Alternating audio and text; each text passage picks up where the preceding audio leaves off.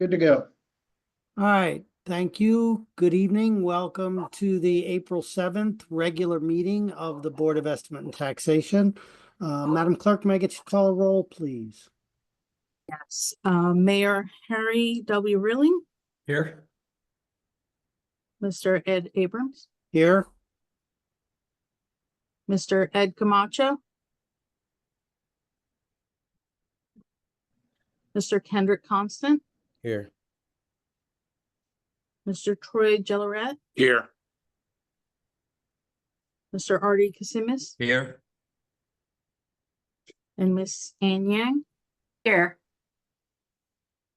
Okay, and that makes a quorum. Thank you very much. As a first order of business tonight, I would like to propose a small agenda change. I would move the agenda for discussion. May I get a second on that, I'll please? second. Thank you, Artie. Just given what I expect to be a longer discussion on the operating budget, I'd like to suggest to us as a board, in deference to some of the people who are here for other reasons tonight, that we move the approval of the WPCA and the Norwalk Parking Authority budgets ahead of the discussion of the tentative operating budget in section C of our agenda. Any discussion on that matter? All in favor signify by saying aye. Aye. Opposed? All right, thank you. We will make that agenda change. Second order of business is acceptance of the minutes from our March 3rd through March 26th meetings. Those include our regular meeting, our operating budget review meetings, the deliberations on open items, as well as the BET public hearing. Any changes, amendments, revisions to the minutes as presented in our package?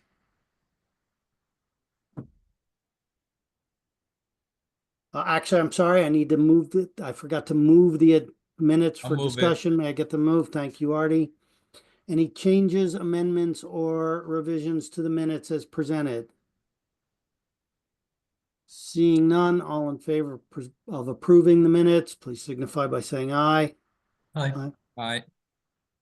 The minutes are approved. I do not believe we have any special appropriations on our agenda this evening. That would move us to transfers. Can I get someone to move the transfer items for discussion and approval? Thank you, Artie. All right, Tom, do you want to start to take us through the transfers, which begin on page... Bear with me here. It's a very large package tonight. No, I got 105. Thank you. On page 105 of our package. That's yeah, page 105 is the summary. You want to flip to the next page, page 106, that has the detail. First one up is human resources and personnel, and we have Tina Fogel on the line here to talk through these two. Go ahead, Tina. Good evening. So we're requesting two transfers. One, both from our other professional services. The first is that we're a little short in advertising in the amount of $50. So we're requesting that we move $50 from other professional services into our advertising line. And we also are requesting a transfer in the amount of $12,400 from other professional services to our IT services. This is for our NeoGov subscription, which is our applicant tracking. We have a Learn module, and so this is the payment for that. So we are requesting that transfer happen. Thank you. Any questions for Tina on these interdepartmental transfers? All right, seeing none, I'm going to suggest again we move through the entire list of transfers, see if we can improve the entire list at once. So Okay, next one up. All set? Good to move? Yeah, next one up is for building management / chief of staff. We have Neil Rennie on the line to talk about a request from contingency. Go ahead and... Well, let me interrupt for 1 second, Tom. Let's just have the minutes show that Ed Camacho joined our meeting at 6:37 p.m. Yeah, thank you. Let me introduce Neil. So just to give a little background on this, as you may recall, at last month's meeting, we brought this up as it's basically two items in one. One is the re, um, re, yeah, I'm blanking my words, but putting an office space in the current lounge area and then taking what is basically an unused storage area and making it into a small little conference room because we are sorely lacking in both items. At the last meeting, we brought before you $70,000 as a request. After further review and getting more bids, we're now lowering that to 65,000. You had also asked about the square footage, and the two spaces are for the lounge, it's 900 square feet, and for the storage area, it's 320 square feet. But I think Neil here can give you more details on the actual project. Good Neil? evening, everyone. How are you? So the first area is the lounge area. It's 900 square feet. We're going to be building out two offices in there. The cost of that was $20,000. Just on the construction contractors side. We also have to install data. We also have to install electric, which we do have there. So that brings down the cost a little bit, but landing it in the offices, landing in the various areas where we plan to put cubicles and what have you. We also have to replace the ceiling. We also have to put new flooring in there, carpeting. And we also have to paint the area and insulate the walls for privacy. The next is the first floor storage room. We're looking to convert that to a conference room. That's a little bit more challenging. We have no data, no electric for power on the walls, and we have to bring that in, as well as put new flooring in there, new ceiling. There may be some sprinkler work in both of these locations. That adds to the cost. Does anybody have any questions that I can answer? Or?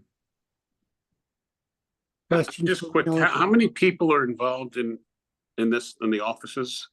How many people will be in the new offices or in the new space? So the original intent is we're building out two offices. I think we're looking at 4 or 5 people. Tom maybe can correct me on that, but I was planning for 4 or 5 people in the lounge area, and the conference room. I think we're looking to seat up to 10 people. Yeah, the offices are, as Neil said, 2 actual offices, and then you have the little areas where workstations for the administrative assistants. So Neil, what is the the dollar charge per square foot? It's an average out between the two spaces around 40, say, call it $41 a square foot. I'm sorry, how much? 41. Oh, because I thought you said it was 1,000 square feet total, right? It's 1,220, I think it is. And you said you're asking for 65,000. We're asking for 60. Well, 15,000 of that is for furniture, right? We're hoping these are high numbers. We're hoping to come in lower than the 65,000. The actual construction cost was 50,000, and we put $15,000 in there for furniture, conference room, workstations, new desks. And we did look through the building to see if there are any furniture we can repurpose. So the construction you said is $50,000 for 1,200 square feet. That's almost, is that $500 a square foot? Does that sound right? $40. Is that what it comes out to? 40 times 40, Okay. 41, Okay, and 40.98.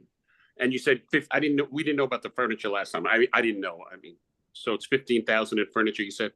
Yeah, yeah. Right now we have it at 15,000. We believe that number is going to come in much lower. The conference room table we don't have the conference room chairs, so that's a definite. If we can mix match in the other space, all of our furniture at City Hall is from 1986, I believe. Starting to get in rough shape. So the cubicles or the workstations will be new because we don't have those. So that would house up to 2 people potentially, and then the other some of the other stuff we may bring over to the space. So again, that 15,000's is not to exceed. Yeah, and if I could just point out that the offices we're creating are going to be used for economic and community development, and our goal is to make that a more welcoming office space for, arranging for meetings with local businesses and the like. In fact, we're going to hopefully use the door that is right next to the front door as an entranceway to this to make it more welcoming for people wanting to do business with the city here. Well, I mean, at $41 a square foot, go for it. Marty, I believe you had a question? Yeah, quick question. Are you relocating personnel or are these all new hires? No, relocating. Okay. And they're coming from where? Well, the ECD is coming from down the hall, and we're moving some people from TMP across the hallway. It's a reshuffling to give people a little more elbow room. Okay. And we also have one person who's in one of the departments who's not even on the same floor. So a quick question. It says Public Works, but you said this is ECD. Oh, this is coming on to building management. I believe that's why Public Works. Yeah, Okay, yeah. that's correct. Building management rolls up into operations and public works. Okay. So that's why I put both of them on there, ECD/building management. Got Any it. additional questions on this transfer item?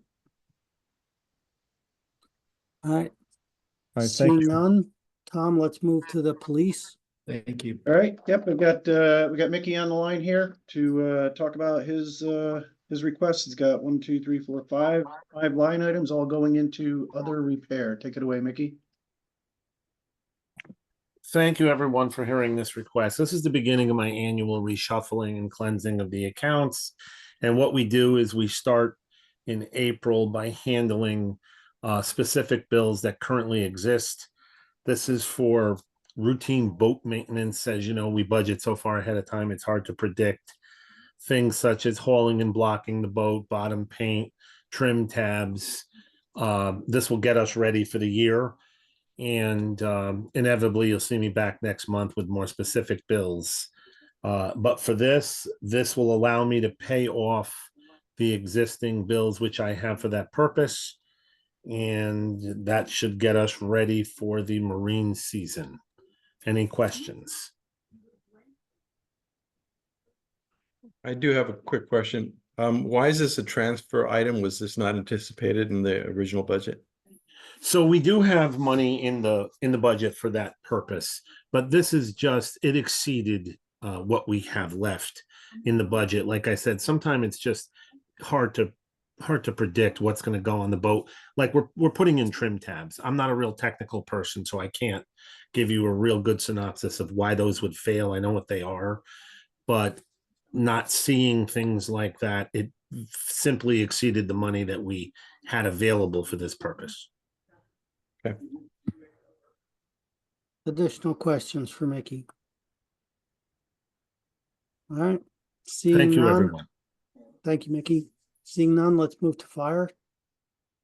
Yeah, we have Chief Gatto here tonight to talk about transfers. He's got both of them coming out of the retirement payout account. One for overtime and another for telephone services. Go ahead, Chief. Thank you, Tom. Good evening, everyone. So we have a line item. We started in 23. It's called retirement payout. Last year, we transferred in $130,200. And so what we're actually doing this year or now is reallocating 93,000 of that. We want to put 75,000 into our wages and salary for overtime for firefighters. We want to be proactive. I don't want to wait until the last minute in case I don't have any money. And also $18,000 to go into the fire marshal's office for new upgrades for iPads and phones. So that's a total of 93,000 out of what we transferred in of 130. Questions for Chief Gatto? Seeing none, All in favor of approving the transfers as presented to us, signify by saying aye. Aye. Opposed? Abstentions? The transfers are approved. Thank you all very much. Thank you very much. Have a good night, guys. Good night. Thank you. We will now move to section C of our agenda, and as we discussed at the beginning of the meeting, we will start first with the WPCA budget approval. Can I get somebody to move that for discussion and approval, please? So moved. Thank you, Artie. So. Yeah, we've got, yep, Vanessa's on it. Go ahead. Good evening, everyone. Nice to see you again. I appreciate your time. Here also with me, I have Ralph Kolb from the BPCA and also Nelia Bauer. So before I pass it to them, I just want to give you guys an overview about the WPCA operating budget. And for those that may not be part of the BET meeting in the past few years, I just want to remind everyone that the Water Pollution Control Authority is an enterprise fund that manages the city sanitary sewer collection system, the pump stations, and our wastewater treatment facility plan. So in other words, they also generate some revenue, and that's what pretty much pays for all the operating budget. So how we take care of that money, right? And how we establish what will be the rate fees. We have a consultant that is Wood & Curran that help us create a financial model where we really update on a yearly basis all the operating costs and also all our capital projects that we're planning to do for the next 10 years. And then on that model, we put all the changes and the variables that we have on a yearly basis, and then we come up what will be the best proposed rate fee that we would like to see to be able to meet the WPCA board goals. We do a presentation internally for the mayor's office, for the CFO, and also we go in front of the WPCA board for that. After that, that's how the fee gets established. And last month, we ended up approving the rate fee that will be 4.4% for this coming year, that will cover our needs for the operating budget and also the debt service related to the capital. So with that, I just want to pass to staff, and then they can go a little bit more on details about what type of projects and what this operating cost pays off. Also, I just want to let everyone knows that we are in a consent order with Connecticut DEEP, and we have submitted our plan for the wastewater facility as well as our collection system over 2 years now, and we haven't got a response yet. But we have been operating our financials based on the proposed work that we send with that plan. And so as soon as we get an approval, we'll be able to implement that, because that's when the clock will start counting. So without no further ado, I'll pass, I believe, to Nelia, and Nelia will be able to give you an overall in more details about our operating budget. Thank you. Good evening. The WPCA has a contract with Veolia for the operations and maintenance of the treatment plant, pump stations, and collection system. In fiscal year 24-25, there are multiple projects completed. At the treatment plant, we had the solids infrastructure study, bar screen improvements in the headworks building, and the return activated sludge pump controls upgrades. For pump station projects, we had site improvements at Aaron Court and Westport Pump Station, as well as the Killerbrook temporary pumping system. As was mentioned, the WPCA submitted a collection system master plan to DEEP in September 2022. Following that, in September 2023, we submitted the facility plan update to DEEP. In 2024, there was an in-person meeting where we discussed both plans and the long-term recommendations. In 2024, this past summer, the DEEP responded asking some more questions. So we responded with a letter in November 2024. There are several key operating budget line items that we'd like to highlight. And revenues, we have the sewer use fee increase of 4.4%. And we're expecting to receive nitrogen credits for 2024 through the state nitrogen exchange program. We also receive, the WPCA receives a reimbursement for services that we, that we offer the city for a total of $136,947. On expenditures, the operations and maintenance fee increased by approximately 3.5%. And the WPCA is billed for city support services, a total of $768,460. And for debt service payments, those had increased due to bond funding for upcoming capital improvement projects. Thank you. Thank you very much. Questions regarding this budget? Yes, Troy. Yeah, hi. Couple of questions. How many, I see your employee line there, wages and salaries. How many employees work down there, first of all?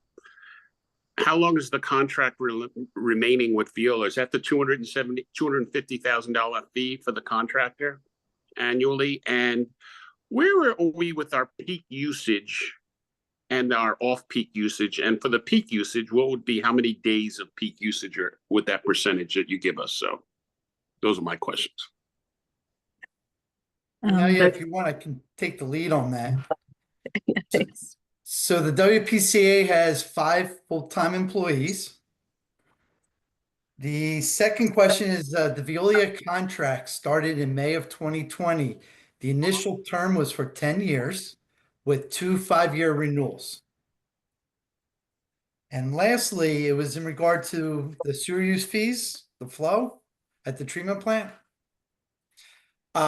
On the mayor's dashboard, we have a 180-day rolling average. It's a chart that we provide. I don't know exact numbers, but we're around 12 MGD, 12 million gallons per day. 90% of the capacity of the treatment plant is at 16.2. The treatment plant is designed for 18 million gallons per day. So we're well below the 90% capacity mark. Even on those peak days, I know when you have storms and stuff that creates, huge volume, right? So in 2023, when we had, or is it 2024? I think it was 2023 when we had, it was the fall of 2023 and then went into early 2024, where we had significant rainfall amounts in the city. There was multiple flooding, multiple large storm events. The treatment plant peaked around 16.2 for the 180-day rolling average, but Norwalk wasn't alone. All the treatment plants in Connecticut experienced higher than normal flow.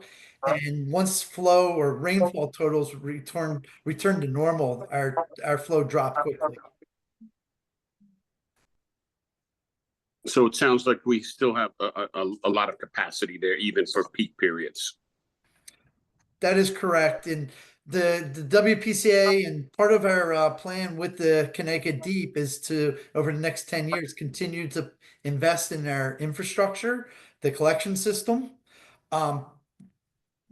What you see, actually, we're actually doing that now with in situ form. They've been lining sanitary sewer mains and also rehabilitating manholes and grouting lateral connections.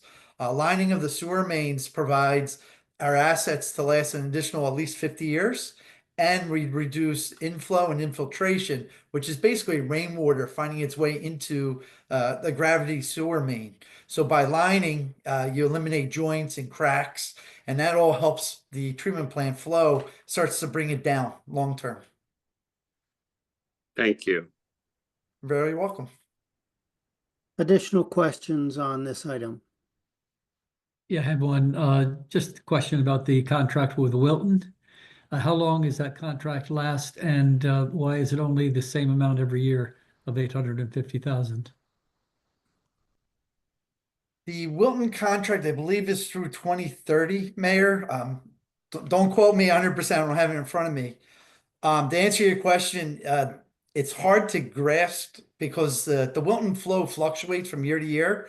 So the financial team with the city and the formula, it's a little bit more challenging. So for conservative purposes, we believe Wilton sewer fee will be greater than 850, but we use that on the lower end just to be conservative.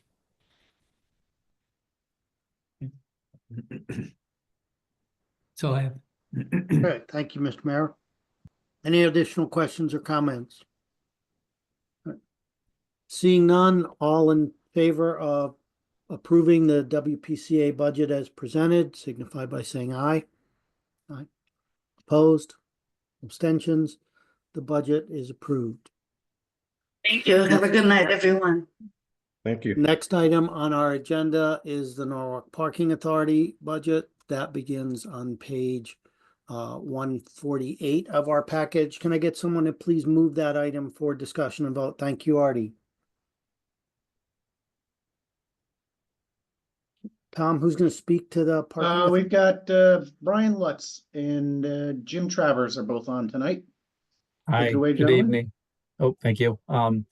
Pleased to present the Parking Authority's 2026 budget summary. The following outlines key drivers behind the figures, incorporating our revenue and expense projections, and aligns with the Parking Authority's mission in providing an exceptional municipal parking experience while maintaining fiscal responsibility. Parking revenue, if we go down through the parking revenue, it continues to be the cornerstone of our financial health, projecting at $7,185,097. Key highlights include the monthly revenue. This increase is driven by a heightened demand, specifically at the South Norwalk train station. We're seeing a really big increase over there. The transient and meter revenue, kind of similar. We're anticipating increased demand at the garage as well, with the increased occupancy and people returning to work Tuesday through Thursday at the train station, and a slight uptick at Yankee Doodle Garage, and also on street base, which is a current trend that we're seeing down there. Parking violations is actually pretty good story. This is based on current ticket issuance data. We're projecting a slight decline. Improved signage installations, the addition of the free 15-minute parking option citywide, and outreach programs are expected to boost compliance as current trends suggest, reducing violation frequency. The other revenue category consists of advertising, leases at the South Norwalk Railroad and Yankee Doodle garages, maintaining alignment with prior revenue trends. Now we go down to the expenses. The expenses are driven by operational needs and strategic investments to keep the facilities in a good state of repair. Key categories include personnel, equipment expenses and repairs, such as the need to purchase 2 enforcement vehicles that we're replacing 2 aged ones that were just not cost efficient. We haven't done that. And Rocky, keep me honest here, but we haven't replaced an enforcement vehicle for 3 or 4 years. Elevator repairs are a consistent thing. Upgrading the park systems and other expenses such as snow removal and landscaping. If we keep going down, the city administered expenses, that covers payroll and reimbursement for utilities, aligning with city contractual obligations. As we continue to the debt service, this is the parking authority's debt that gets paid down, maintaining our commitment to fiscal stability, reinvesting into our facilities like the upcoming projects at the Haviland Deck and Yankee Doodle Garage that are addressing structural and aesthetic enhancements, as well as our investment in a new park system at the Maritime and Sono train station garage that is helping speed up ingress and egress for our customers, while also providing a more streamlined operation that will help increase overall customer experience, which is something we heard loud and clear when we conducted a customer survey for the past year. The system was one of the major things, so it's a really good investment to put in. When we minus the revenue and expenses, it leaves us with a capital outlay of $619,478. This budget reflects a balanced approach to revenue growth and expense management. Revenue increases are driven by demand at key facilities, while expense adjustments address aging infrastructure and operational efficiency. We remain committed to supporting Norwalk's economic vitality through reliable parking services, and this budget positions us to do that effectively. Welcome any feedback and are happy to help field any questions. Thank you. Thank you very much. Questions related to the parking authority budget? Troy? Hey, just a couple of quick questions like the other one. What's the contract? It's 100,000 a year. Is the vendor still the one up in Hartford? How are we doing for capacity at like Sono now? Since looks like every time I drive past in Westport, looks like it's full again, but I'm not sure what's going on at the Sono thing. Yeah, those are the main questions for me. So addressing the occupancy over at the train station, we have seen a significant increase over there. Rocky, please keep me honest here, but we've seen like at the peak times 85% capacity on Tuesdays and Wednesdays. And it, you know, they're also doing that development over on the New Haven bound side where 40 spaces or 60 spaces were lost with the development over there. That's also kind of pushed people into the garage. So monthly passes are still very much available at the Sono They station if somebody Currently, wants one now. Yes, we are still selling. And who's the vendor again? It is Last Parking. We went through an RF. Yeah, we went through a RFP it was last year at this time, and they were awarded by the commission that was that conducted the RFP analysis. And that's the 100,000. Correct. And how long is the contract? 3 years. I'm sorry. 3 years. And how many bids did you get for your RFPs?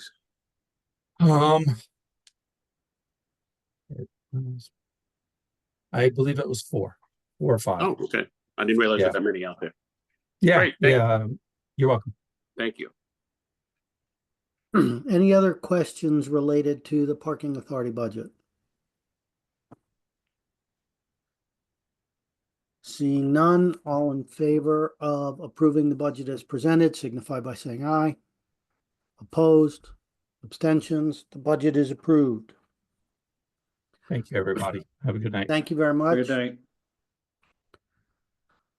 The next item on our agenda is a deeper discussion of the tentative operating budget. May I get that item moved for discussion, please? Thank you, Artie. Before we begin here, I'd like to approach this a couple of different ways here. Number one, I'll give the mayor a chance to make any opening comments. But then number two, I would like anybody to raise any specific departmental area that they would like to discuss. We can then discuss that area and vote as to an individual change to any line items proposed. Hopefully all find that acceptable. So, Mr. Mayor, I will turn to you for initial comments on the operating budget. Thank you, Mr. Abrams. As I've said before, this is a very challenging budget year, more so than in the past. And I think the departments stayed within the guidelines that I put for them relative to the maximum amount that I'd like to see an increase in their budget. I want to thank the department heads for doing that, and also to acknowledge the fact that for the past several years, departments have pretty much lived within their budgets. So although budgeting is not an exact science, I think we're doing a pretty good job. It's unfortunate that we have the situation we have this year where we have a bit of a shift from commercial over to residential. That's due in large part to the reval, plus the fact that a lot of our office space is vacant now. That's been a situation since the pandemic. So it's a little unfortunate, but hey, we have to deal with that and we'll get through it and things will start to level out. And I thank the BET for their hard work, Jared and Tom as well and their staff. So that's really all I have right now. Thank you, Mr. Mayor. Jared, Tom, anything that you would like to raise before we look to individual line items that members would like to bring up? No, I don't think so. I think it was, you know, in terms of the quote unquote open items that you laid out in your email and the procedure going forward works for us. There's, if you want to refer to it on page 111, I believe, is the list of all the accounts. So if there are any, I think we should kind of use that as the reference to, if there are any changes that anybody would like to make, that we work off of that, and that be the kind of the guiding document. Thank you very much. There were a few items that we've had raised to us that I would like to make sure that we discuss. The first item was additional funding for library resources. If you recall, the request was made for an additional $50,000 of funding into the library budget. One of the things that we received information on, just so all are aware, is that if you look at library actuals funding for this fiscal year, their actuals funding is at roughly $600,000 even. Their budget as currently planned for FY26 is $671,000. So there is actually an increase versus actuals of 71,000 already built into the budget, which would suggest that there is the ability to fund raises within the actual budget. Any other thoughts, discussions, comments related to the library? I'm sorry, could you repeat that again, Ed? I didn't quite Yeah, understand. Ed, you said, I thought they were cut 50,000. They're looking to get that back. They were not cut. Jared, do you want to go ahead? Sure. Okay. So one of the things that we did with this budget overall was to take a look at actuals, just to try to the best we can to true up accounts to the history and the experience that we've been seeing. And when I looked at their actuals in part-time budget last year in FY24, they spent $600,000. And so what we're proposing here, the amount that we proposed in this budget is 671. What the library was looking for was to increase that by 50,000. It's been referred to as a cut, but it's really not. It's a reduction compared to what they were asking for. But when I look at that compared to their actuals, their you know, it's about $71,000 more than what they've spent in the past. And of the $71,000, is that? Oh, I'm sorry. Of the $71,000 over and above what they spent in the past, that they're asking for in this budget, is that $71,000 allocated to something specific, like, or is it the same sort of allocation as before, just higher numbers? Right. We don't manage it that closely. That's up to the library to deal with that. So if they wanted to, for example, hire another part-time person, they have the ability to do that with that $71,000. If they wanted to begin doing raises, they could do that. Assuming the cost of everything else stays the same. Correct. And has that been the case? That I don't know, but that increase is a pretty substantial one. It's a fairly substantial increase. Okay. Hopefully, Oh, go ahead, Dan. Sorry. if I read this, I'm going back and looking at the part again.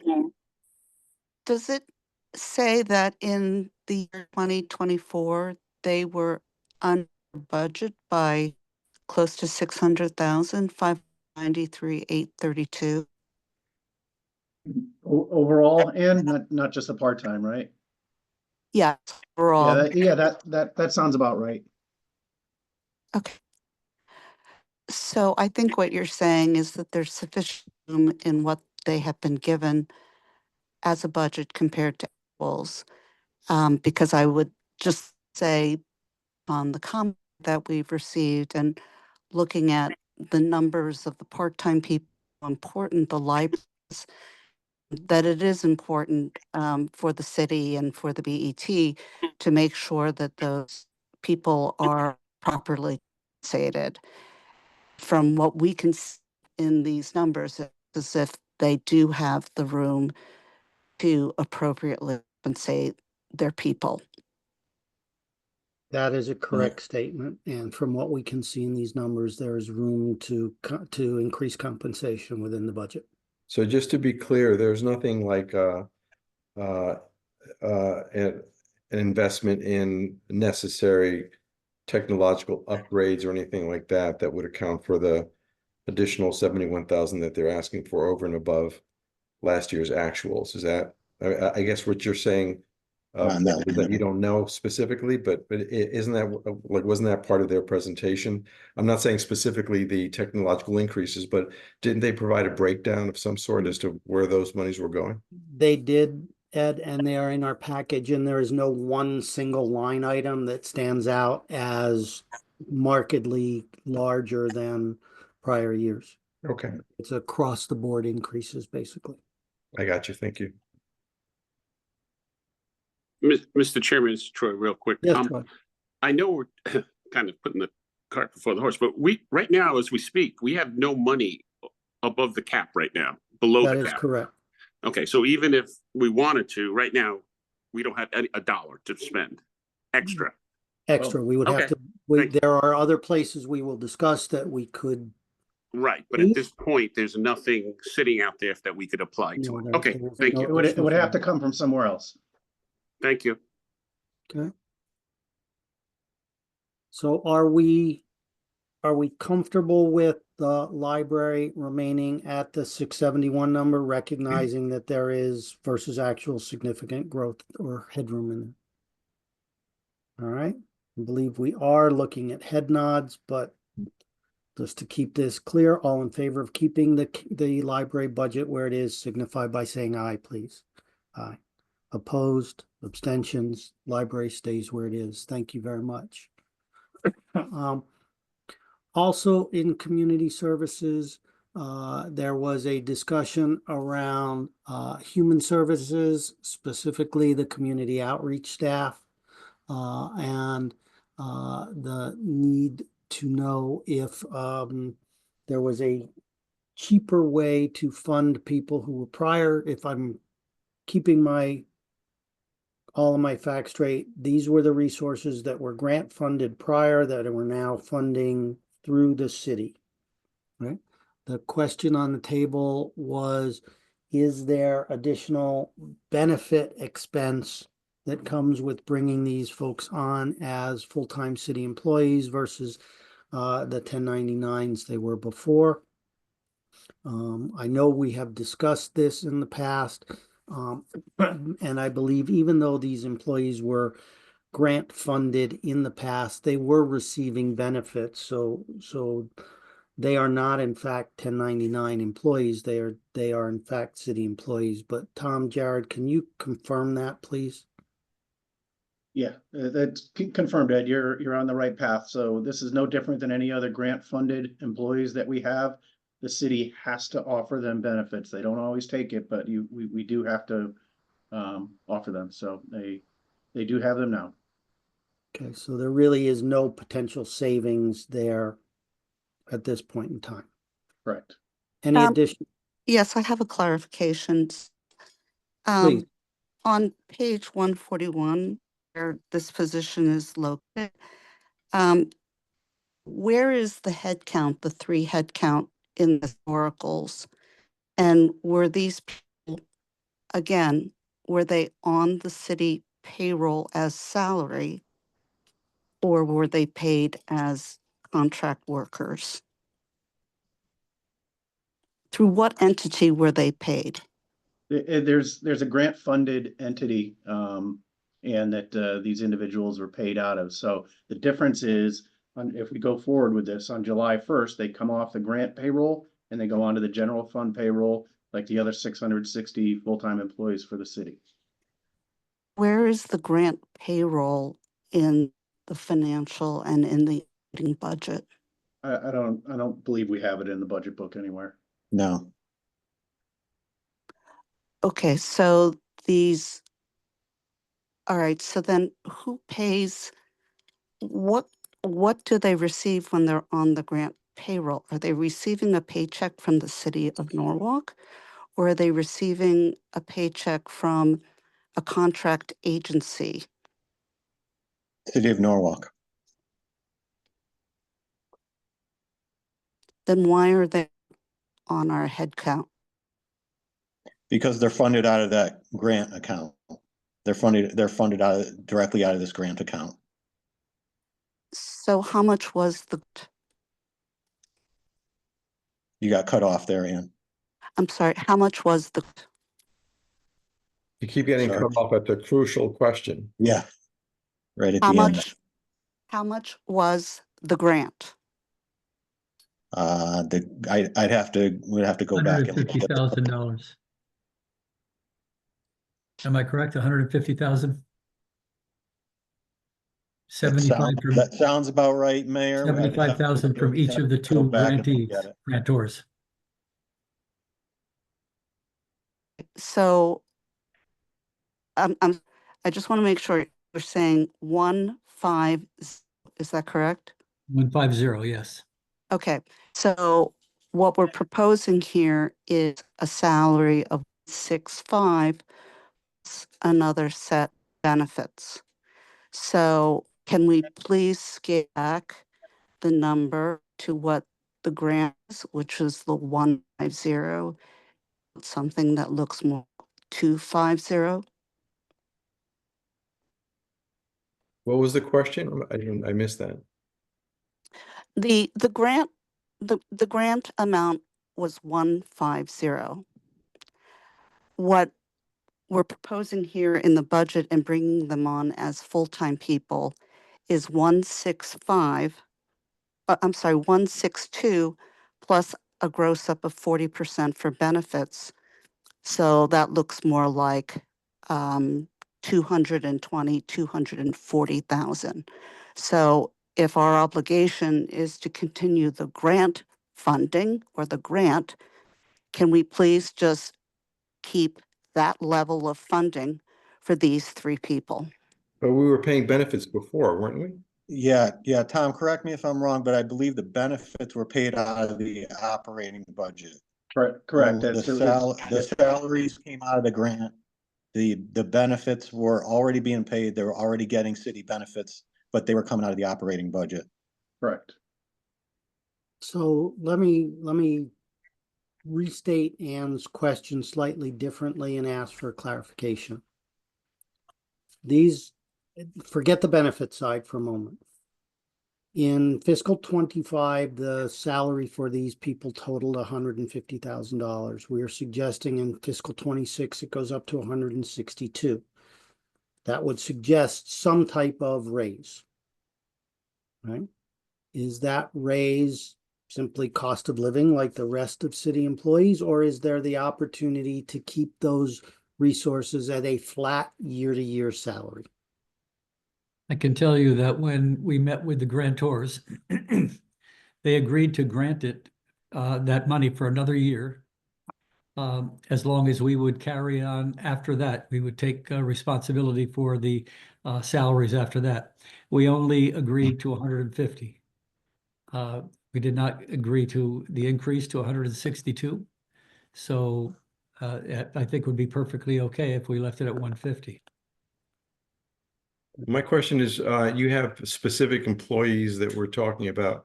Are those employees likely to stay at a net zero increase?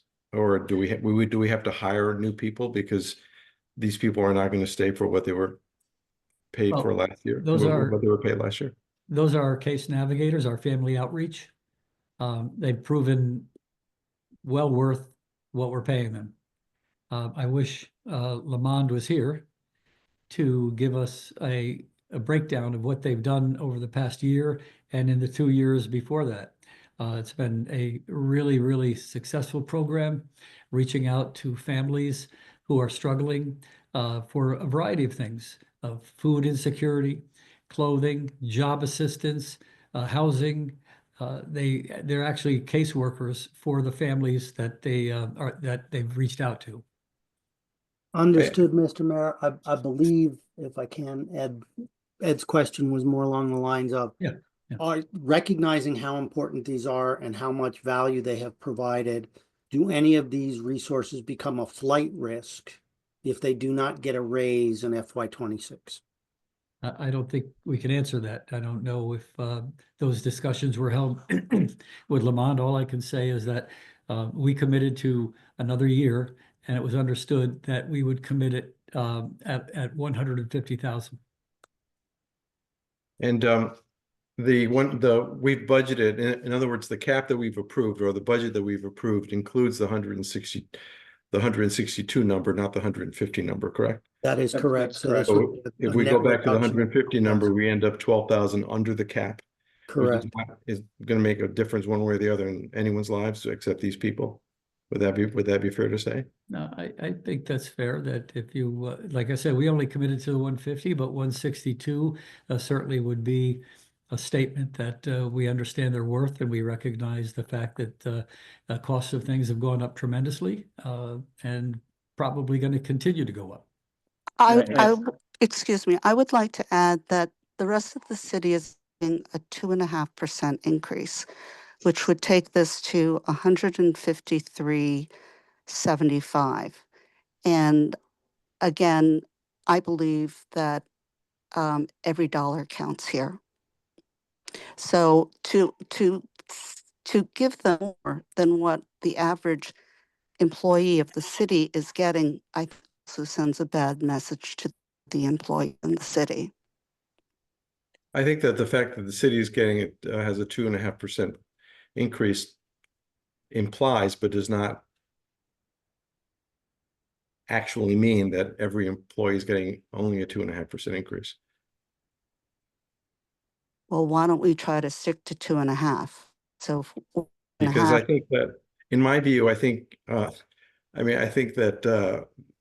this very modest increase for these people is a very big increase for them in terms of their livelihoods. And I just don't think that when we're talking about nickels and dimes that we should be that sort of abstract with people's lives. I want to add too that usually these positions, when they're put in, there's usually there's a contractual obligation. We look at other positions, and they're tied to positions that are existing. And so, the dollar amount that's in the budget of 162,711, it's a specific amount for a reason. And I would bet that is because it's tied to a position that's in the contract. Yeah, when they went through this, when they went through this exercise, they had to align it with current job descriptions and pay scales and steps because they will be union employees. So it has to be comparable to what the existing folks are already on the payroll. Well, I agree with Ms. Yang that every dollar counts for every citizen in Norwalk. This is not going to make any difference whatsoever in the ultimate tax liability to our citizens. Therefore, I would like to propose that we keep this at the planned level. All in favor of keeping it at the planned level, or excuse me, what's the planned level? What number? The is it? 162,177 Versus the 150 that with the city. 153 as a 2% increase. Versus the city, excuse me, versus what the mayor just said that they committed for 1 year at 150. Is that correct, Mr. Mayor? That is correct. And I also said that I understand with the prices going up, and Mr. Camacho brought up a very valid point about keeping these people as well.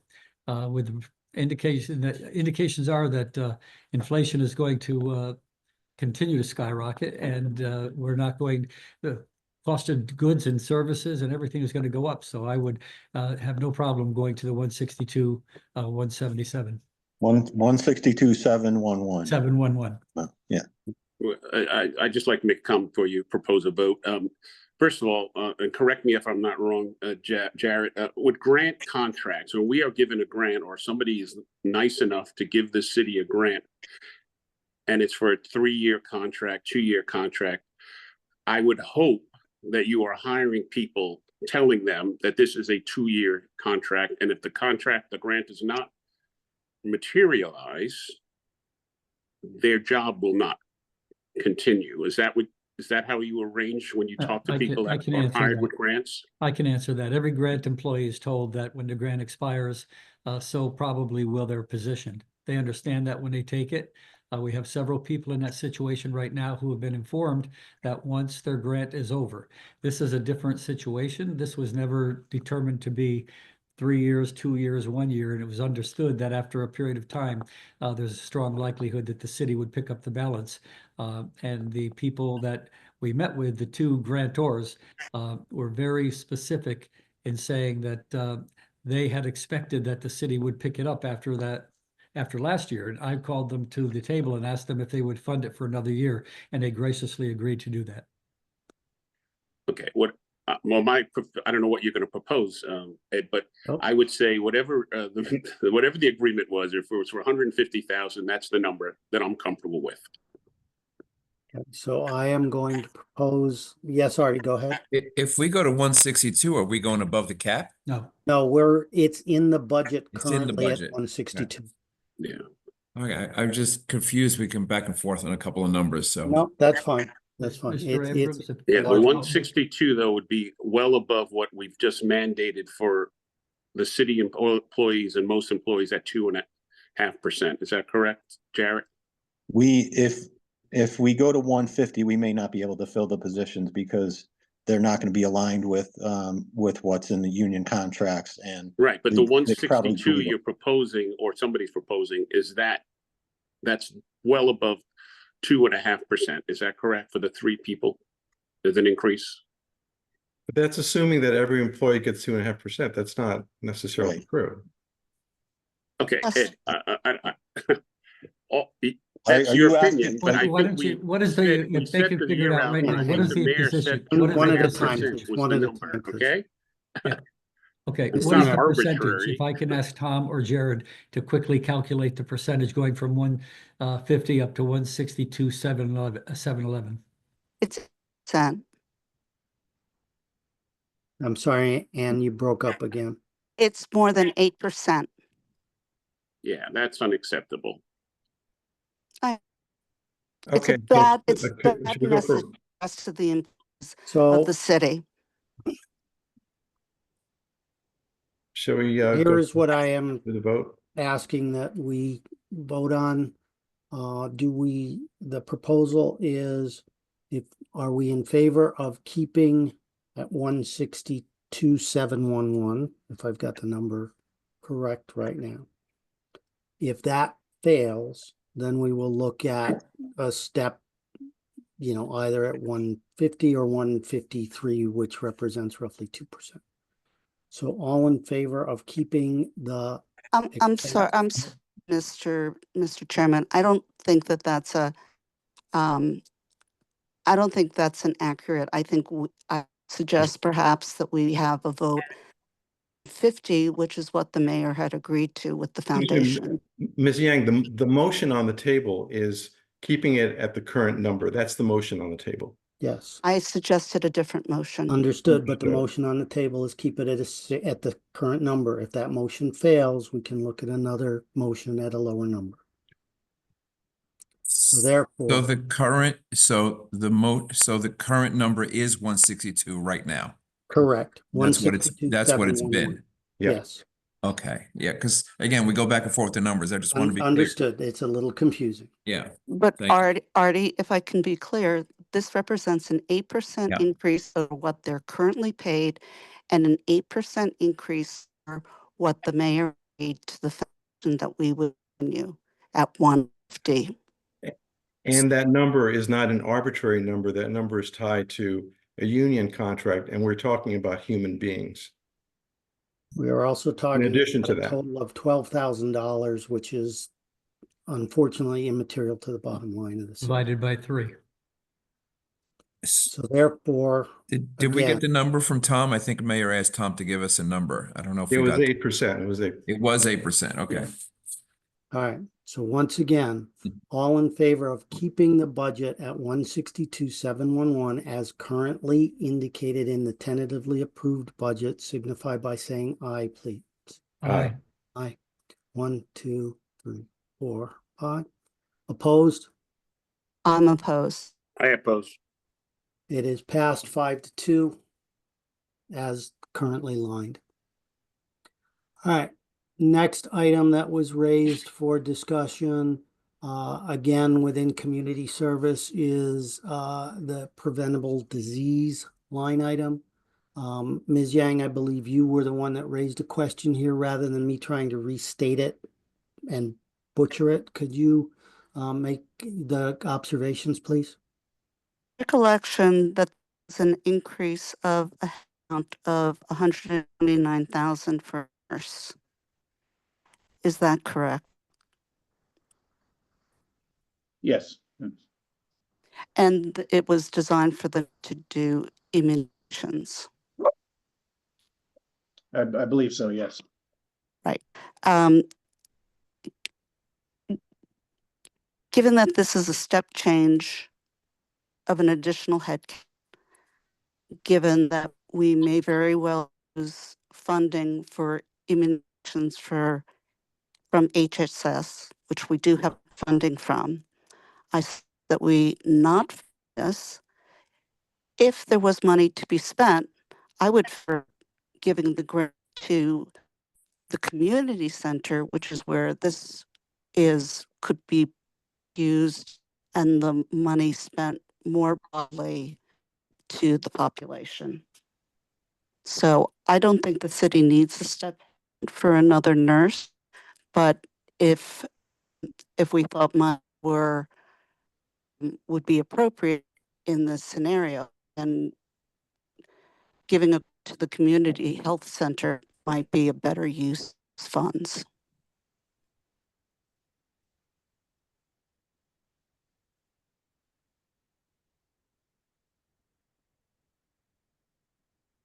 So just so I am clear, Ann, because you broke up just a little bit, right? You are proposing that we not fund the $129,000 increase that is in the budget for a nurse today. Should we need additional support, you would be in favor of providing more funding to the community health center to support immunizations across the community. Is that a fair restatement of your comments? Yes. Reactions by other members of the board? My thinking is that this has gone through review by Tom and Jarrett's operation, by us. We've voted on it. I mean, I think it's a little unfair without having the department head here to argue against it, but I think it's really, the discussion's been had, and I can't imagine that having a nurse available to the public in the clinic could possibly be a bad thing, particularly since we're probably going to lose a lot of funding from the federal government. So I would be in favor of leaving the item as is. This is Any other comments from anyone? the role is for preventable diseases, That is correct. and it's a position that's existed for a while, right? It's a new position. Yeah, this is a new add to the head count. Okay. Is a community center equipped to take on that role? Are you asking to redirect the funds to the community center? To my understanding, there's been no conversation with the community center about taking on that responsibility. Not only that, the community center will not be open for at least another 8, 9 months. So I agree. I think it makes sense to leave it as is. Okay, so I'm gonna move to propose that we leave that budget line item as is. All in favor? I'll make that signify by motion. saying- I'm sorry, Mr. Mayor. No, I was just making the motion to keep that line item as it was. Thank you very much. All in favor signify by saying aye. Aye. Opposed? I'm opposed. Thank you. 6-1, that stays within the budget. I know another item that has continued to come up is the continued conversation with Rec and Parks on their moving of funding. I would propose that we table that specific discussion for this evening, given that Mr. Stowers and Jared are continuing to work on a proposal and there is no decision to be made at this point in time. Anyone Right, have that will, I'm sorry, go ahead. No, I'm done, Mr. Mayor. I was going to ask if anyone had a concern with that. No, I was just going to say that once it's all ironed out, that would be a policy decision. And if we agree on that policy, we would bring it back to the BET. Yep. Thank you, Mr. Mayor. I mean, there's no time limitation associated with that at this point. No. He's hopeful to have it in place by July 1st, but that's not a must-have. Okay. And quite honestly, at the end of the day, it is moving money within the budget, not increasing or decreasing the budget. Right. All right. So next on the list was in the area of economic and community development. There was some discussion about the Arts Commission and their request for incremental funding for this year versus keeping it flat versus last year. I'm looking very quickly to see what the increase was. Flat would have been 13,900. Does anyone recall what the proposed increase for the Arts Commission is this year? It's 20,800. 20800. And again, Yes. Thank you. So again, the 20,800 is within the budget. The suggestion is to keep it flat year to year. Again, there is no one material item that was in their lines that jumped out as a reason for a roughly $7,000 increase in expense. The counter to that, however, is it is $6,900 in difference that we're talking about. No, at the difference is 20,800. Looking at an increase of over 150% on the budget. Okay, I'm sorry, I misunderstood your comment of 20,800 as the revised proposed budget. So you're suggesting that there's a $20,000 increase being proposed. Yes. And that's, I did speak to Sabrina this morning. That is for a new series they are hoping to start next year for, I don't know if I'm paraphrasing exactly, but Artist of the Month. They will be bringing in artists at various times throughout the course of the year, and they need to pay them and have facilities for them and supplies and so on and so forth.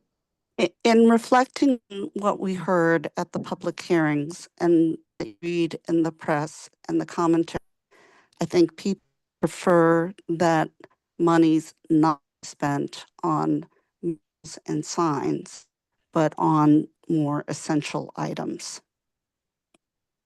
Or just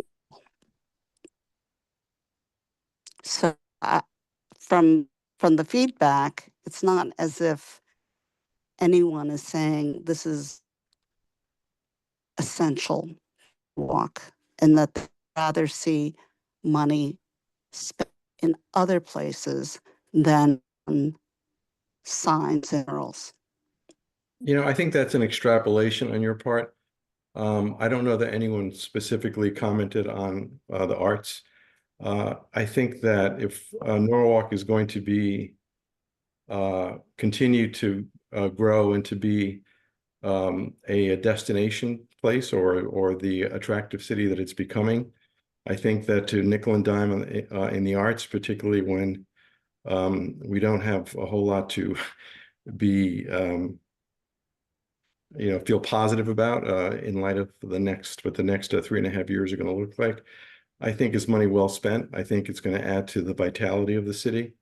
I think it's going to it's money well spent because it's not just a frivolity or a nicety. It is it's a cultural thing, and I think that it's I think short-sighted to think of it as something that's not an investment in our city, but rather something that's nice to have but unnecessary. I don't know that accurately represents what the cultural events and activity. I don't think that accurately reflects the contribution that it makes to the city and to its economic vitality. So I would have proposed leaving it as it is. But to Ann's point, I don't think anybody commented that they want to increase arts. They were really interested in the essentials, like some positions that are needed, like librarians or teachers. So, I mean, I understand her point. I get it too, but the point is Yeah. that we didn't increase the librarians. No, I know. Budget. I Yeah, but they understand. didn't. Yeah, I mean, they of course meat and potatoes, right? So if you have a school budget and you can and your primary mission is to educate, then if you have to cut, you cut, with music and gym and the things that are not or sports and things that are not considered essential to education. But I don't think that that's when we're talking about an increase like this, and the kinds of things that $20,000 is going to be used for, bringing artists into town. I think that enriches the lives of everyone, and I just it's not concrete. It's difficult for people to wrap their brain around, but I think it is an essential contribution. I wasn't going to say this more either at the beginning or at the end. If anybody has been watching the news, the stock market is down more than 20%. We are in a market. We are looking at a structural dislocation for our economy that we have never seen before. When people have to go and pay their property taxes, not everybody has that cash on hand. They're probably going to go into one of the investment accounts and liquidate some whole. Well, that investment account now is 20% less. So we need to be sensitive to every single dollar. And when he is the largest employer, this budget is essentially a year-for-year budget that is not looking forward to what we may be experiencing in terms of funding and economic loss. So we're looking at a pretty dire fiscal situation going forward. CEOs of companies across America have set up war rooms to understand how this is going to affect their budgets. And we're sitting here looking at this budget just on a year basis as if nothing has changed. This budget was put together to 9 months ago, and the world has changed since then. For us not to recognize that change is responsible to the taxpayers of Norwalk, who have to dig deep into the pockets to pay property taxes that are going to be up 15%. Well, we didn't vote for that guy, but if when the day is darkest, that's when you need cultural events and cultural enrichment the most. And so I don't think that we should cave to the irresponsibleness that's going on in Washington and nickel and dime on something that will continue to enrich our lives while we get past this very this dark 3.5 years that we have left. Ed, can I ask you this? Is there any item in the budget that you could see reducing and possibly saving money for taxpayer?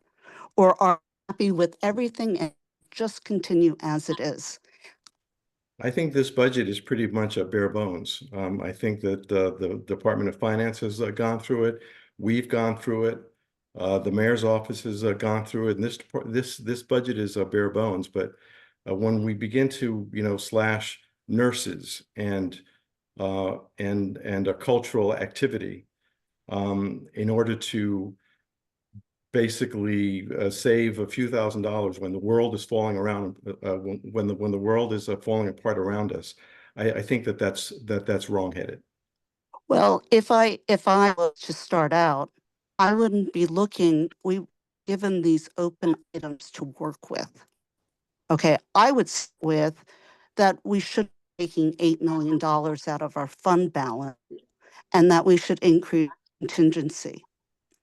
That is not nickel and diming, but those are long cuts, as it reflects the current situation. Ed, Troy Jeller and I have sat through, I've missed one of the department meetings. I don't believe you were for all of them. All right, let's And- not, hey, I don't like. And your point being, in Ann, terms of accusing one another, can we please stop this line of questioning? I've been on the BET for 10 years, Ann, or maybe more actually. So I think I know what's going on, what's important and what's not. Can I jump Okay. in, Mr. Chairman? Troy, please. Like Ed, I've been on this is I think my 7th or 8th year. And as the mayor has said, and we all have said, this is a very difficult situation. The one thing we didn't mention, and strangely enough, at the hearing, I didn't hear one person get up and come, or maybe it's the silent majority or the silent people. But when you look at the districts, and still year 2 of the phase-in, people are getting a 13%, 14%, 12%, double-digit increases. Now, I don't want to characterize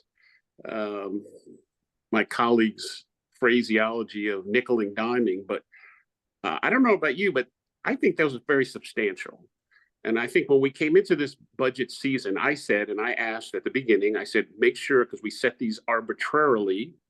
We did set the increases for the next 4 years arbitrarily at about 2.5%, which comes back to the number, Ed, that we got to really zero in on. And I have to say, I am pleased that we are very close to where year 2 in the budget numbers are as a percentage wise. I think we're very close. The other thing we're kind of trying to make a decision on in a vacuum is regarding the capital budget. Now that's a meeting that I don't believe all of us were at, but it was approved 4-0, and we were looking to decrease the capital budget by 20 million. Now, obviously, a lot's been going on, and maybe we overstepped our bounds there. But our strong recommendation was to reduce it by 20 million. From what I understand, I think there was a meeting last night. From what I understand, that is not going to happen. It's going to be pretty much what the original budget is. So that's a number which I was hoping was going to help us in this whole process, but it seems like we're not going to get any relief on the capital budget side. So that's a problem. And I mean, I think, oh, sorry.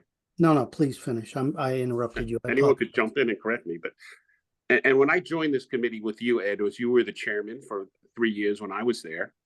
My commitment was on day 1, I will resign the day that we lose our AAA rating. So that's my guardrails. And I'm going to ask tonight, and this shouldn't be a surprise to Jarrett and his team, with the budget that it looks like you were going to move forward with, are you comfortable? I'm not going to say 100% guarantee, but are you very comfortable that we will have our AAA rating in the fall? I cannot guarantee that. I don't think, if I talk to our financial advisor, he wouldn't guarantee that. But I feel very, very good about it. given the different metrics that we're looking at, understanding where the debt load is compared to the ceiling that our municipal advisor has given to us, understanding other contexts, including looking at other cities and where they are. For example, I came from Fairfield. Fairfield has a much lower fund balance. Their fund balance was about 11% when I was there. Their funded ratio of pension fund and OPEB much lower than what ours is. Their OPEB was not fully funded, not near fully funded. They were still a AAA rated town. They were a strong AAA rated town. I look at things like that. I look at all the other metrics. I think the issue that we're all dealing with and have been talking about on the operating side has been trying to deal with what I consider to be a short-term issue of this redistribution of the grand list from the commercial to residential. That's really what we're mitigating against here. And so that's not so much an issue of a monstrous increase in this budget. I do think it's a good operating fund budget, and is not going to hurt us at all when it comes to making a presentation to the rating agencies. So I feel very good about our chances of keeping a AAA rating this fall. That's where I stand. And that's the number. That's what I use as my guardrails. I'm trying to look at this as a macro issue, and it's tough. And unfortunately, I know we have a ton of projects that are coming online in the city on the commercial side, but unfortunately, those get rolled in just like the tax. They don't come in year one. Like a Wegmans come in year one, you don't get some. You have to roll that in, right? Over 3 years, the taxes that you get from these projects, right? You can't take the full amount once they get their COs. Is that correct? No, I don't, Wegmans doesn't get a tax abatement. Yeah. They're Yeah, not they in pay the tax year enterprise one. zone, and It would be Right, nice if everything hit once, but I think but that we get rolls in. Oh, sorry. As the development is going on, there Yeah. are points where we check in to see how much it's developed, and then we can reflect that in the grand list Correct. as that happens. So if it's 50% complete, then we can assess that 50% to them. But if they're 100% complete, can you roll in that first year, the full dollar amount, or do you have to phase it in like we're phasing in the tax increases to it? I thought they had to work. Their income is phased in just like our. That's true. That's true. Yeah, I mean, those it's just a fact of have life. to get. It's nothing we can do about it. But the good news about everything here is that we have a ton of projects going on that will help the grand list.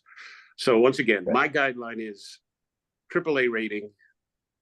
And if we could save a little, obviously if we could save where we can save, I'm for that. But if you feel that this budget and capital budget will get us there another year, I am comfortable with that. I do feel that way. Thank you. I would like to comment. My stand on a macro basis, I look at the increase and what the load means to the average taxpayer. And these increases they are going to see are large.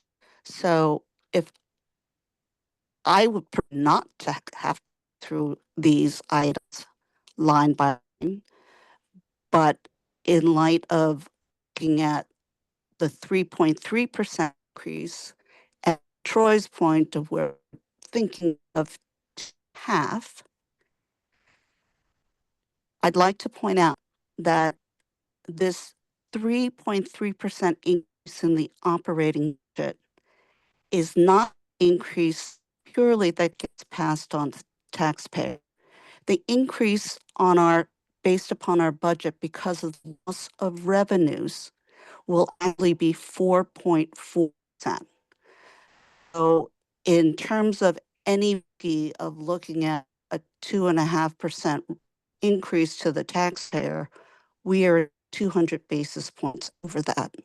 So frankly, rather than nickel and diming over certain amounts, I would have preferred to have seen the budgetary number come in at a low number to lessen the burden on the taxpayer.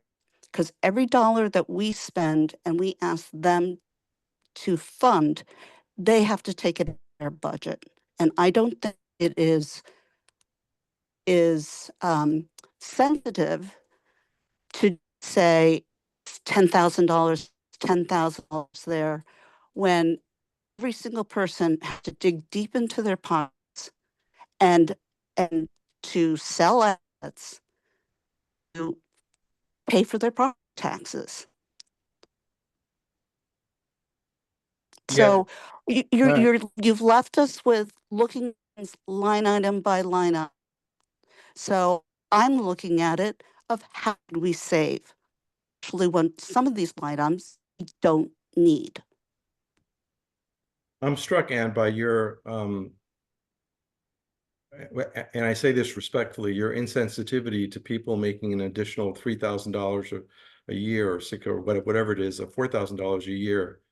But when it comes to, funding, the arts at a $20,000, which is probably not going to register all that much in terms of our real estate taxes.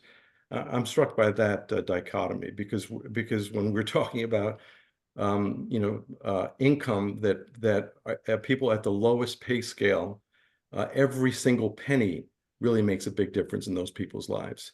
And at this point, $20,000 in a budget of 450 million or whatever it is, it's the contrast is pretty stark.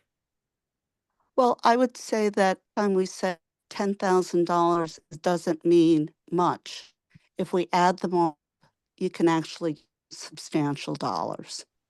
But we're talking about this one line item at this point. Yeah. But you've left us with.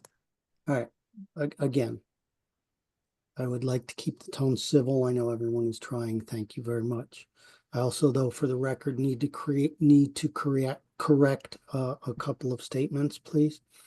The statements of modeled at a 2.5% increase over the 4-year phase-in are incorrect. If we go back to last year, we modeled it in at a 3% budget increase year to year. So again, we are within tenths of a percent of where we modeled it. Ms. Yang's statement about actual increase, you could do the same math last year. It has not changed materially in terms of the actual tax burden and the percentage of increase. So I just want to make certain that those points are clear. Now, I'm sorry, Ed. I'm sorry, Abrams, could you explain how people's taxes are not going up significantly? I didn't say people's taxes are not going up significantly, Anne. I said that they are very much in line with the 4-year phase-in models that we built last year. We are not seeing material increases to the original phase-in model tax increases that were built as part of the phase-in. Those tax increases are significant, but this budget does not materially change what was originally modeled for any district, for any area. Mr. Mayor, you were going to make a comment? Yes, thank you, Mr. Abrams. I think that, nobody anticipated the effect that the pandemic would have on the commercial real estate. Like I said before, we've had office vacancies we've never seen before. We were usually over 80%. Now we're down in some cases 60% and even lower. You look at something like Merit 7 and they're really struggling up there. I think also, we have since 2013, we've been very responsible. If you look at the amount of increase of our budget over those years and compare it with other administrations' previous years, we have done everything we can to keep the budget and the increases as low as possible. And that's been what I've stressed to do all along. And the Board of Estimate and Taxation has been a partner in that. And we have kept the budget as low as we possibly can, recognizing the fact that we have union contracts that we have to negotiate, price increases that we have to deal with. So I think we've done a real good job at trying to keep taxes low. And I agree with you. This model that we are now finding ourselves in was very closely aligned with what we understood when we started talking about the phase-in of the increases. So I think that we all have a responsibility to keep taxes as low as we possibly can. But sometimes there are things beyond our control that we have to deal with, and we have to deal with as effectively as we possibly can. So to get back on track here, we have the Arts Commission thing on the table, right? Are there any other line items that individuals would like to discuss this evening? Well, I think we have to vote on the our Arts Commission. Yeah, we do. Okay. I'm just trying to see if, Oh, all right. once we finish that, how many more? So from an Arts Commission perspective, all in favor of keeping the budget as currently planned, which includes the incremental $20,000 for artists in residence program for FY26, signify by saying aye. Aye. Aye. Opposed? I am opposed. Thank you. It passes 5-2. Are there additional line items that we wish to discuss this evening? I believe that there were headcount increases in planning and zoning and TME.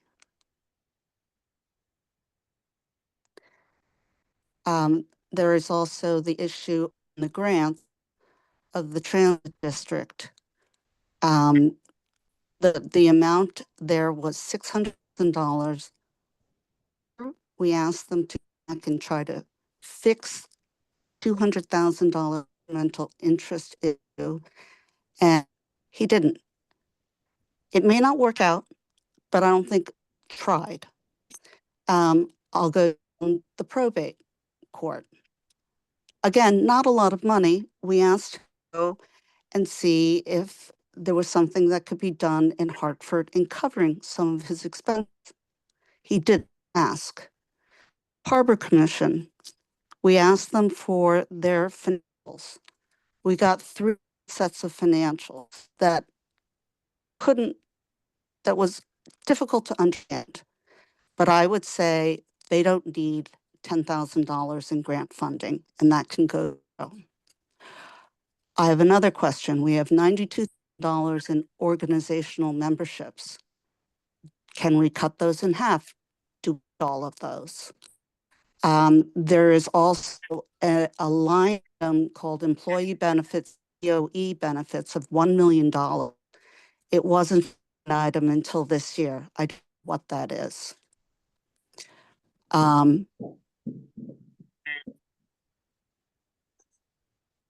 People, and I would also ask, even though we do not have line item control over the Board of Education, we certainly heard enough that we don't need to bring out all these to teachers and parents where there seems to be sufficient overhead. There's special projects that could be cut instead of cutting to the line item. So I would ask that BET ask the BOT to evaluate their budget and to make cuts they deem to need to be made cuts, overhead and special projects instead of cutting. That something was very consistent. We heard that very consistently at the hearing. I think that the reason why we have agendas is so that we don't go off into the woods on a ton of other stuff. I think the agenda I think, called for us to discuss open items. And I believe, Ed, you indicated if there are any other items that people wanted to talk about, to let that know. I don't know that any of that made its way onto the agenda, but we have an agenda. Otherwise, we're just going to be here. We're just going to be reinventing the wheel. I made these clear when Mr. Abrams went out and asked for other open items. Because we passed the budget last Wednesday without having a chance to digest everything and without having a formal open items list, I added items. I added all the items that I just mentioned specifically. Mr. Chair, I don't mind addressing these quickly if you Please, Jared, if you wouldn't mind. please. All right, on the probate court, we're mandated by statute to fund these different services. We have to provide them space at City Hall. We have to provide them with the cost of producing documents, those kinds of office supplies, that's mandated by statute. There's nothing that the judge or anyone else could do short of going to the legislature and asking them to change the law. Furthermore, I can tell you that the probate court administrator, in my experience working in the legislature, because I think you were looking for the administration of the probate court to possibly send more money their way. The probate court administration is up talking to the legislature every year, talking about the deficit that they have and looking for additional funding from the state. And so it's not as if they have money laying around to send around to the different probate court districts. Comment on that. I did ask the judge to please talk purchasing, see if he might be able to save by using our purchasing volumes on his budget. Because right now it's going individually retail out to WB leasing or whatever. I remember the judge saying that he would look into that. Yeah, Correct. and I gave him information on Amazon Business. He was pursuing that at the state level. They cannot use the city account, but the state does have provisions for other office supply vendors, so he's looking into that. So maybe he doesn't need his full amount.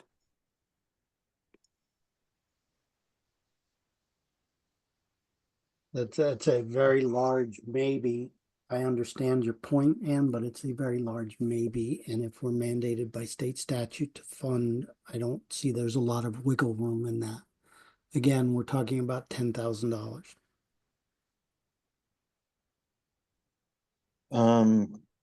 I'll go to the transit district next. I've said that we'll continue to look into this. This is not a simple. This is the one change that I think was that seemed to have the most traction was possibly looking at the city to maybe lend some money to the transit district for their operating capital to fund that so that they don't have to rely on a revolving line of credit and paying the interest on that. It's not going to be that simple. We need to take a look at how the legality of that, first of all, and whether or not we can do that, given I believe they're structured as a quasi-public, but I'm not certain about that, and whether or not we have the legal authority to do that. And then I'm also concerned about if we do that, that cash is effectively going to come out of the fund balance. So that will be moved from the unassigned category, which we typically refer to as our fund balance, into the assigned category. So that will end up having the effect of reducing our fund balance. So there's we're going to look into it. I'm not saying we're not going to look into it, because I don't like seeing them pay so much in interest myself. But this is going to take a little bit of time. It's not something that we could do given everything else going on in the interim. But my point is that he's looking to build his own reserves. He has reserves already. We're covering a $200,000 interest at 7.75%. Maybe it's not from ours. Can we talk to some of the banks where we put a lot of our money to? And maybe we can cut his interest expense in half. Yeah. Understand your point, man. Yeah. I think Jared's point is simply that these are all good things to discuss. They are not things that will be resolved that would result in any type of savings to the operating budget at this particular time. That's an unfortunate situation. It may mean that they underrun on actuals, and this goes back into the general fund at the end of the year, but that's where we've got to be in terms of planning for right now. My point is that we had a conversation last year and we continued to fund it and nothing happened. If we at least cut it back in session, then somebody is motivated to make it happen. I think there's other ways to motivate people. I'm motivated to do it. I wasn't around last year when Yeah, those before you say, conversations were Jared, had. let me, that was my item. That was one of my items. And I'll have to say, you were new lad this year, and I appreciate you looking into, this is not the first time this has come up. I've talked about this, and Jim Freyer talked about this over the years. So if you could do something, the thing I don't get, are they considered, do they get the credit rating from the city? Is it like a quasi municipality, or? Because they should be paying municipal rates. I was a banker, and municipal rates for a AAA rated credit is not 7.75%. Okay, it's prime -3 or something. So something's not right with that. Just take a look at that, please. I don't want to be sitting here next year, we're talking about this again, but I understand it could be tricky to maneuver, but just see that maybe they could be banking, like Ann said, with one of the banks and get better rates. That just doesn't sound right. Thank you. So, Absolutely. Jared, moving on, there were a couple other things that There was a head count on TMP that was that position was not in the current fiscal year budget. However, in December, we did come to the board to add a head count, and so that's what that reflects. That position is already approved. It's not you're not adding to the budget. It's just a reflection of what has already been added. Okay. There was Tom, do you remember the BOE benefits of $1 million? What that was? Yeah, that's that was the city lap, not Board of Ed. Yes. And Right. we had not funded that the last 2 years because we had sufficient reserves and favorable performance on claims. But we felt it was prudent to start funding that again because the balance has been dwindling down over the last few years. Right. And so that we're going to continue. My plan is to continue increasing that incrementally. I didn't want to go all out and put in as much as I think needs to be in there in 1 year, given the taxes that taxpayers are faced with. But I also don't want to see that account dwindle. I don't want to see that special fund dwindle. And so that was sort of the compromise and the balancing act there, was to add $1 million to it. And I could add something there. That's an item that Tom Hamilton put together many years ago. It's because we have obligations when it comes to liabilities with the Board of Education. However, by creating the LAP account, it becomes an in-kind service and it doesn't affect the minimum budget requirement. Thank you, Mr. Mayor. And I'll just quickly touch on the organizational memberships. We have $92,000 in there for fiscal 26. And that is to pay for 2 organizations that we belong to. Correct me if I'm wrong, Mayor, but I think we have to belong to these. One of them is CCM, which is the Connecticut Council of Municipalities, and that's just under $55,000. And then the other one is West Cog. There's an organization called COG, Council of Governments. And that's broken up into different regions within the state. We happen to belong to West Cog, and the fee for that is just over $30,000 a year. Yeah, with, And I'll tell you, sorry, Mayor. I'm sorry, with Westcog, we voted the council voted several years ago when the councils of government were first established. And at one point, we were the last one in Fairfield County to enter, or in the Western Connecticut COG. We were the last one to enter because we had a lot of dialogue about it. We do not have to be members of the Connecticut Conference of Municipalities, but they provide a lot of services for us. They provide training for us, they provide guidance, they provide research, and I found them to be a very valuable partner. And we've been member with them for many, many years. A lot of transfer, just to add to that, and Mayor said the things that I wanted to say, but in addition to the COGS, there are grant funds that flow through there, Yes. especially for transportation, and we have been the beneficiaries of those grants in the past and will continue to be. Thank you. Yes, my question had to deal more with what it is. If it is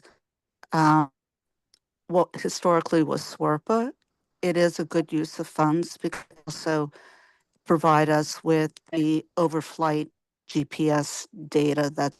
Yes. They So, did replace SWRPA. yes, this is the replacement. So as replacement of SWRPA, then this is, I agree, of money. Seeing the items that we just covered, there's one more item on the list. And that is the Harbor Commission and their grant of $10,000. They do, in fact, really have money within their own budget to cover and break even. And that could be an area that we could take to the bottom line. Any strong feelings one way or another as to changing that line item? What is the increase again? I don't have it right in front of me, Ed. It's not an increase, Mr. Mayor. It would be a decrease of $10,000. But the current that was $10,000 their is an request. increase over the last. Yeah. Yes, over the it last is year. flat. Their request is flat year to year to year. It's a question of, do they still need the grant? Yeah, I think it was pretty clear after the third iteration of numbers, Ed, Mr. Chairman. It was pretty clear to me that they're self-funded and they do not need the $10,000.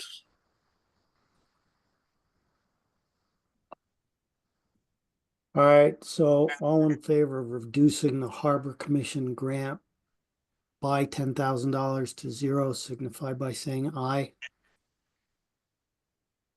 Opposed? Abstention? All right. Ms. Yang, did you vote on that one? Yes, I am a pot to take them to zero. Then it passes 5-2 to go to zero on that one. Thank you.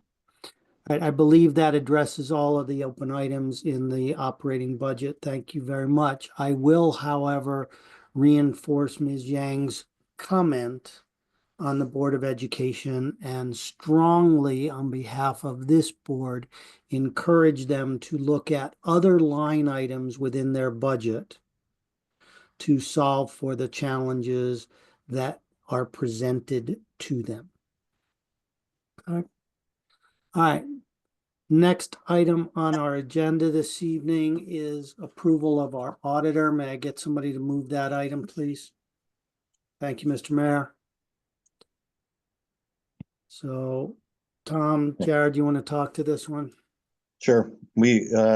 Our contract with the current auditor was about to expire, and we needed to go out to bid for a new auditor. This is the auditor that does our annual financial report, and then at times handles other requests from us as needed. So we went out to bid. There were two bidders. One being the current provider, current vendor, and another firm. After receiving the bids, we went with kept the current firm that we have, CLA, they've done a remarkable job for us. We had the review of the audit month or so ago. I think the members of the ad hoc board were impressed and liked their presentation. And so we're happy to keep them on as our auditor for the next 5 years. What was their increase per year or whatever? What was it last year? What will it be going forward? Yeah, so just to give you context on this, remember that this contract was set 5 years ago. And so the increase for this first year of the new contract is not insignificant. We've known it. They've even talked to us about it for a number of years. We've talked to other cities about theirs, what they're doing for contracts. So we knew it was going to be a sizable increase. So that increase goes from, we paid them 103 in this last year of their contract, and it's going up to $120,000. We had there just aren't a lot of them. There are not a lot of them. It's difficult to find ones that are well staffed. They're so busy, which is the other thing that we've liked about them. They're, sometimes it can be an issue of us not getting stuff to them on time. Once they get it, they're cranking it out. And and you probably read reports about other cities and how they're behind maybe a year, maybe 2 years in getting their audits done. We're getting ours done by December 31st. And so, it is an increase. It's not insignificant given the market and the firms that are available, especially that it only came down to 2 firms.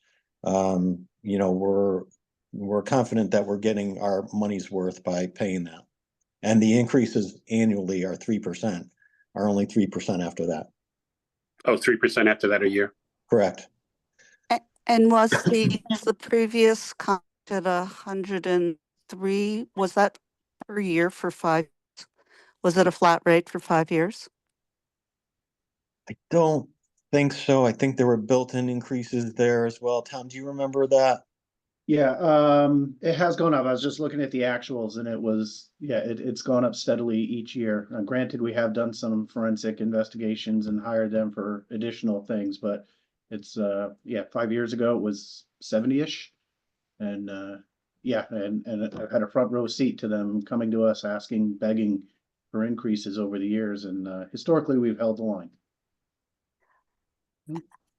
Having gone through all 3 of our audit reports, I think your department, controller's department, and the spending firm do an incredible job, because auditing, I believe, a government is much more complicated than potentially auditing just a manufacturing company. And $120,000 for that service for the year, I believe, is fair, would appear to be fair. Thank you, and I appreciate that, and I agree. This was my first time going through it, and our staff did do a great job, and I appreciate that, and they worked well with CLA. Who were you using in Fairfield, Jarrett? In Fairfield, we were using PKF O'Connor Davies. Did they come in and bid on this one? Yes, they did. Okay. Good. Any other questions on this one? So all in favor of approving the auditor as presented by the finance department, signify by saying aye. Aye. Opposed, abstentions, that is approved. I believe the last agenda item for this evening is the contingency tracker, Tom. Yeah, we actually do have one representative from the school buildings, Dan Phillips, who will go after me to talk through the cash flow in case anybody has any questions. But no activity for the 3rd month in a row on the contingency tracker. Started with a budget of 2.6. We have spent $405,000 so far after approving the building management contingency request earlier this evening. That'll be at 470. Okay. Thank you. And I'll ask Troy's favorite question before Troy does. Is there any update on the labor negotiations? I'll let the mayor and or Jared take that one. I can say, and Jared, step in and add anything you want. Obviously, you know, we don't really talk about numbers right now because we have the ground rules when we're in negotiations. But we have 5 contracts that we're negotiating. We're looking at the police and fire. We're very, very close to the police and fire. I believe the fire department ratified the tentative agreement today or last night. Police department is moving forward. We do have one little hiccup in there that it should not be insurmountable. The other contracts are probably a little bit further apart, but we are making progress. We meet on a regular basis, and Jared, add some other things, whatever you want. No, I think anything else would probably be inappropriate for this meeting. So yeah, I think you covered the highlights, Mayor. Thank you very much. All right, then the very last agenda item is the school construction update. So Tom, who's going to speak to that this evening? We've got Dan Phillips here, but this will be a bit more oriented towards the cash flow analysis. You do have in your package the regular monthly update from Alan and Jim and Dan and the team.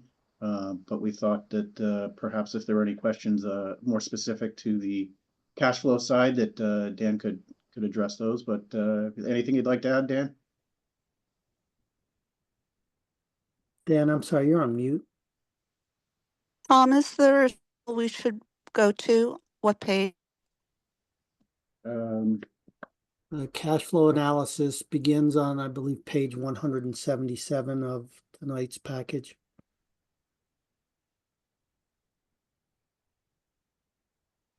Yeah, good take, Ed. Yeah, page 177. Dan, we can't hear you if you're speaking.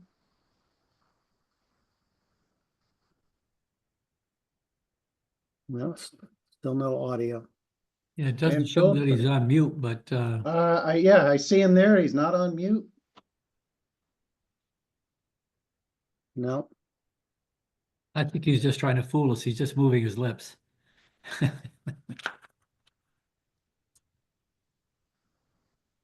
Oh, yeah. Now I see Dan.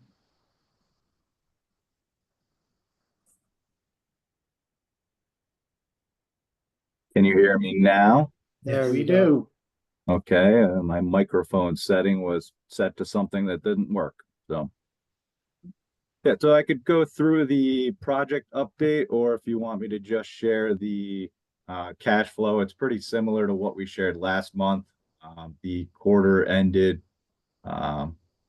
end of March, so we're in the process of updating and probably will have more information for you next month, but I'm on page 177 at the moment. I can go through the project update with photos if you care to see that.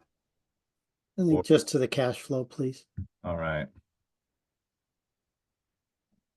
You want me to share my screen or do you have it pulled up on your end? I do not have it, Dan, so. Okay. And really the only change, we added a few lines in the middle of the cash flow update from what was shared last month. Just to kind of recap, and I think this is the bulk of what you're looking to see is what we've spent to date, what we've requested and received, and then I've listed the grant reimbursement commitment percent from the state, and then percent reimbursement received to date. And that's based on, like I said, through the end of last year. I think once we remove ourselves from this quarterly cash flow update, we can provide more of a month-to-month update on what we've submitted to the state, what's in process, and kind of a snapshot of what percentage we've received back on spent to date. And there are some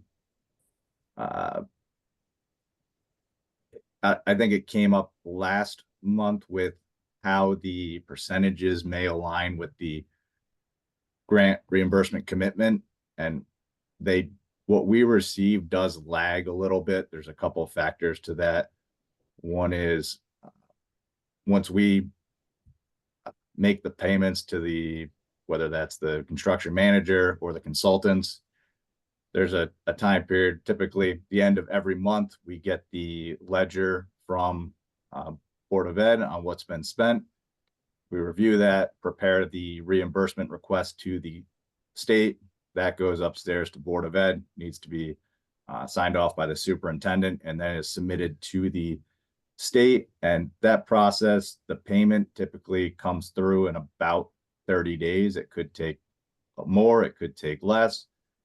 Part of that process also is they typically hold a 5% retainage on that payment through the end of the project. So what we spend and what we receive won't always match up to the percent of the grant reimbursement commitment, and also those lagging factors. But I think once we go month to month with this update and kind of those added lines between the actual values and the estimated future values, it'll kind of give a good snapshot of the health of the project and the reimbursement that's been received, and that we're not falling behind. Or never will exceed those reimbursement commitments. But if we were showing 10% out of the 60%, that would be concerning. But I know we have payments in process right now, which will bring our percent reimbursement up, but this is where we are kind of as of end of last year with the spent and reimbursement. It should track somewhere along this, probably get closer to the 60% on the South Norwalk job as we continue forward. Thank you. Questions for Dan? Yeah, I just have my general question. I was just, are you on budget and on time for the Sono school? At this point? Yep, at this point we are. Things always come up. We do have a couple of things that have presented challenges. We've come up with solutions for them, and there's still some things we're working through, but we're confident that we'll deliver it on time and on budget. And that's the same for the Norwalk High School. I know that's a little earlier, but. Yep. High school's tracking, and if you had time to go through the package, the photos that were included before this, you'll see that the high school is out of the ground and they're moving across the site with steel. You can see the crane from halfway across town, and they'll be out there erecting that building for the next few months. Great, thank you. Any additional questions? Yes, I realize these numbers are through December of 24. What do you spend will be, what spend potentially end of this past quarter? For some reason, are these expenditures then back-end loaded? You were planning to open the Sono school in September? The school, so let me see. I think I missed the very first part of your question. You were breaking up a little bit, but I apologize. We've spent $21 million as of the end of 2024. Correct. What does it look like for March, and is the remaining expense back end loaded towards December of this year? I think, well, going by what's on here for the estimated future values, there's right now we are getting into the interior finishes, a lot of the site development, the paving that'll take place this summer, the equipment that's being installed, whether that's HVAC or electrical, and then at the end of the project we have our FF&E expense, which is has already been bid out. But the estimated future costs we have here, I wouldn't say it's backloaded, but it's the anticipated actual costs based on a review of the schedule, the work that we anticipate putting in place during those months. There is some costs at the very end that roll into September, but that's expected due to closeout, retainage release, a number of items at the very end. But you kind of see, starting from the first couple of lines of actual value, the spending ramped up, the 16 million captured structural steel, and then we get into finishes, the building envelope finishes. It all follows the project schedule and anticipated work that's being put in place. It's kind of how we back into those estimated values. Understood. Thank you. Any final questions for Dan? I have a Mr. statement. Mayor? Yeah, just so you know, with the South Norwalk School also, we had discussions, the sidewalk construction will be starting soon because we want to make the route to and from school to be very safe for the young people. We're also in the design phase for the roundabout at the intersection of South Main, Meadow and Wilson. So that's in the process too. And also, if the BET members are interested, we can arrange for a tour of the new South Norwalk School. I think you'd be very impressed. It's coming along nicely. I think I was amazed when I drove by it and I hadn't seen it for a while, how much has been done. And I want to thank Dan. They're doing an amazing job. Thank you. I, So for if- one, thank you. No, I was going to say, if the BET members would like to, or if they're interested, let me know and I'll try to find a convenient date for everybody. Yeah, well, I'll work with you to coordinate that, Mr. Mayor. All right. Any additional questions on this? Dan, thank you very much. Appreciate you hanging in there to the end of this conversation. With that, ladies and gentlemen, that concludes our agenda. May I get a motion to adjourn, please? Motion. Thank you, Artie. We are adjourned. Have a good evening, everyone. Thank you. Thank you. Good night. Thank you. Good night.